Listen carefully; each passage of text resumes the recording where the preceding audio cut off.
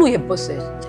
제 아들이라서 그런 게 아니고 진짜 눈도 동그랗고 똘방똘방 해가지고 진짜 이런 쪽에 자폐 쪽 아이일 거라고는 또 생각을 못했어요. 좀 말썽꾸리였죠. 모든 게 다 입으로 다 가져가고 뭐 습관이 수시로 변해갖고 뭐 옷을 찢는 시기, 뭐 치약을 찢는 시기, 뭐 비누 같은 거 씹어 먹어버리고 뭐 이렇게. 어렸을 때는 지금보다 더 말을 안 들었던 것 같은데 잠깐 안 보고 있으면 사고를 치고 있어서 계속 따라다녀야 됐던 동생이었던 것 같아요.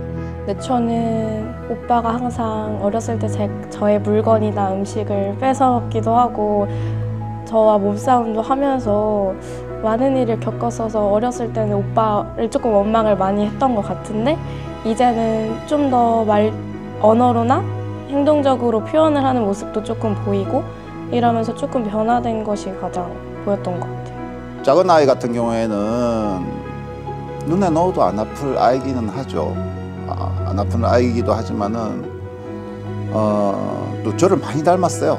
저를 많이 닮아가지고 운동신경도 좋고 여러 가지 그러네요.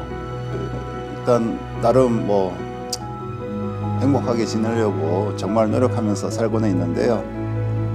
모든 게 거의 99%가 기범이의 그 모든 스케줄과 또 컨디션과 뭐 여러 가지가 다 저희 작은애의 그 기준으로 움직이기 때문에 그래서 항상 좋은 컨디션을 유지하려고 항상 노력하는 편이고 저희가 아침에 컨디션을 좋게 해서 이제 복지관에 보내야지만 또 복지관에서도 또 아이를 선생님들이 컨트롤하기가 좀 편하게끔 그렇게 하려고 참 노력을 많이 하는 편입니다. 항상 얘를 키우면서는 제가 이렇게 저하고 분리돼 있으면 제가 핸드폰을 딱 들고 있어요. 그래서 핸드폰이 울리면 이제 제 까닥. 근데 이제 아이랑 같이 있으면 이제 핸드폰을 안 봐요. 볼 일이 없어요. 이게 무슨 다급할 일이 없으니까. 그래서 무슨 일이 생겼을까? 초등학교 입학하고는 한 1년 가까이를 학교 밖에서 지키고 있었어요. 그래서 여기 돌봄에 이제 딱 왔는데 돌봄에 오니까 그래 얘는 이렇게 해서 그 소소하게 본인이 즐거워하는 게 있어야 되겠구나.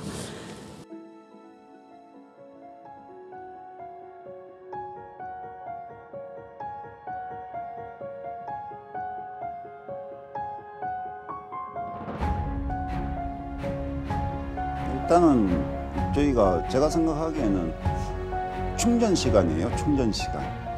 아이를 보내고 나서는 그 사이에 충전을 하는 거거든요. 왜냐하면 갔다 오면 또 아이를 또 봐야 되니까. 그게 하루 24시간 1년 365일. 제가 암 진단을 받았었는데 태원이를 케어해야 되는데 이거를 어떻게 내가 치료를 받지? 너무 막막했었는데 그걸 다 케어를 복지관에서 해줬어요. 그래서 제가 무사히 치료를 다 받을 수 있었고 또 복지관에 보내서 그게 끝나는 게 아니라 저는 태원이 워낙 실망하니까 그냥 방치할 줄 알았었거든요. 근데 그게 아니더라고요. 태원이를 어떻게 하면 좀 더 나아질까? 그런 연구들을 많이 선생님들에게 하시더라고요. 소속감이죠. 어떻게 보면은 우리 아이는 어디에 소속할 수가 없거든요. 뭐 아빠 회사를 가겠습니까? 뭐 그런데 지금 우리 여기 돌봄 같은 경우에는 같은 장애 아들끼리 이렇게 있을 때는 대면한데 또 선생님만 또 그렇게 잘 들어요. 왜냐하면 대화할 상대가 있잖아요. 뭐 헛소리를 같은 말을 하루에 수천 번씩 하는데 그 대부분의 사람들이 이거 들어줍니까? 또 안 들어주는데 우리 선생님들은 들어주거든요. 그런데 어디 가가지고 우리 아이가 어디 가가지고 그런 대우를 받겠습니까? 눈 보면서 대화할 수 있고 이런 것이 없어요. 그런데 여기는 그렇죠. 그러다 보니까 아이가 이제 안정감을 갖는 거예요.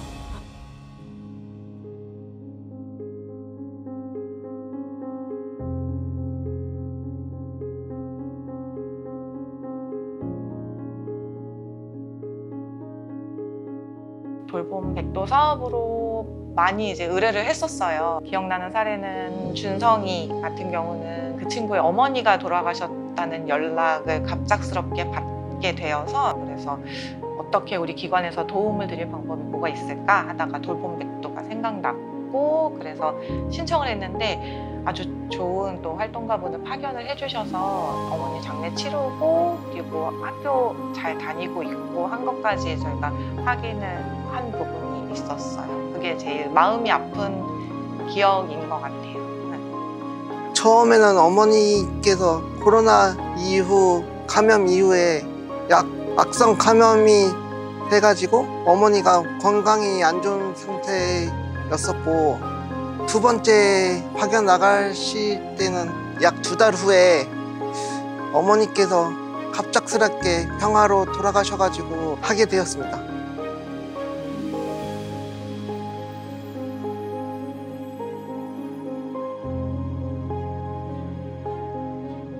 네, 돌봄에 대한 네트워크 사업이기 때문에 어쩔 수 없이 서류상 갖추어져야 되는 그런 과정들이 있었는데 가장 시급하게 파견이 되어야 되니까 돌봄 활동가에 대한 정보 그리고 돌봄을 요청하신 가정에 대한 정보 이런 것들을 먼저 달라고 말씀하셨고 먼저 파견을 해주시고 서류는 조금 이후에 요청을 또 해주시기도 해서 그런 부분들이 현실성인 것 같아요.